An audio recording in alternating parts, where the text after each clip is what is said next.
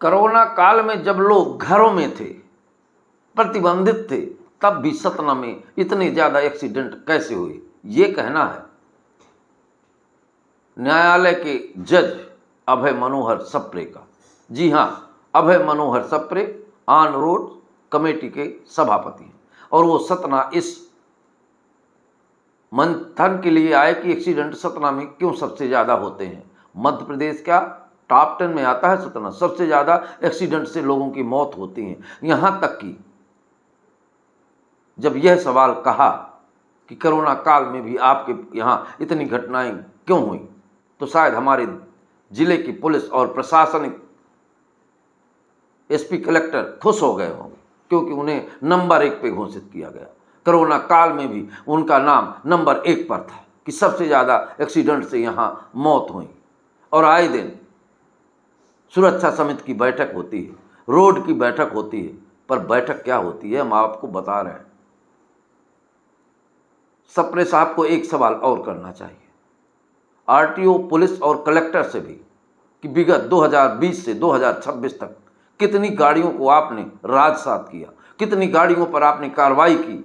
तो रिजल्ट यह आता कि हमने तो केवल हेलमेट पर कार्रवाई की है, बाकी तो इनके दम ही नहीं है।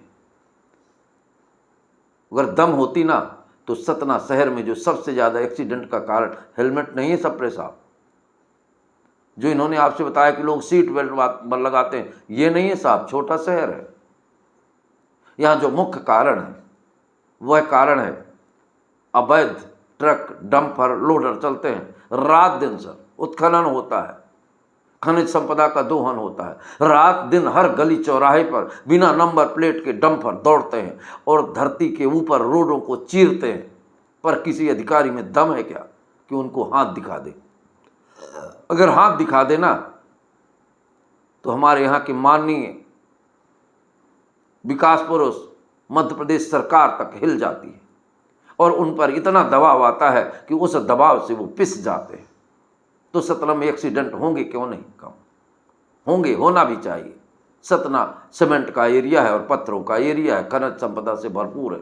तो सतना मैहर में सबसे ज़्यादा एक्सीडेंट जरूर होंगे। साहब, रोड में कोई किसी को देख नहीं सकता। आप तो न्यायाधीश रहे हैं, इसकी भी व्यवस्था न्यायालय जैसे ही है। न्यायालय में एक न्यायाधीश एक बार कल्पना करे कि वो 360 दिन में कितने फैसले करता है। इसी तरह सतना की यातायात व्यवस्था है, 10 सालों में एक गाड़ी पर कार्रवाई नहीं। कार्रवाई किस पे? हेलमेट पर, और वो भी उस हेलमेट वाले पर जो गांव से आया है, क्योंकि यहाँ के तो फ़ोन लगा देंगे। आपको बता दें, विगत कुछ दिनों के पहले, मुझे तारीख याद नहीं है, डंपर से ट्रक जा रहे थे हमारे रूप में, बड़े बड़े ढोके। एक गरीब ब्राह्मण साइकिल से जा रहा था साहब, इतना ओवरलोड था कि ट्रक से ढोका गिरा और उसकी मौत हो गई। पर कार्रवाई पंडित के ऊपर, ट्रक वाले का आज तक पता नहीं चला। हमारे सतना की पुलिस है साहब ये, और हमारे सतना की यातायात व्यवस्था है, सतना के हमारे आरटीओ विभाग के। चैलेंज करता हूं सर, 2020 से 2026 तक चालानी कार्रवाई देख लीजिए और कितने राजसात हुए और कितने डंपर पकड़े। निश्चित है आप आश्चर्यचकित हो जाएंगे, जिनकी मात्रा शून्य रहेगी, क्योंकि ये तो पकड़े ही नहीं जाते।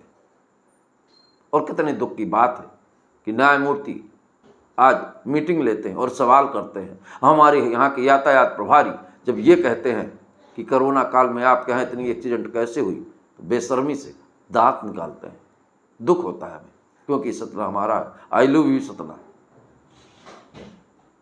तो सप्रे साहब, एक बात याद रखिए, अगर सतना आते हैं तो हिम्मत रखिए और दम रखिए कि जो गलत है उसको गलत और सही को सही कहिए और कार्रवाई करिए, हम आपको सलाम करेंगे। लेकिन अगर मीटिंग लेके बड़ी बड़ी बातें करके फिर मौन धारण करना है तो फिर क्या कहें, वो शब्द नहीं है। पर एक बात समझ लीजिए, बात तो बात वही होती है कि अगर पत्रकार है, अधिकारी है, तो सच कहने की औकात होती है। अगर यह है तो हमारा आपको सलाम।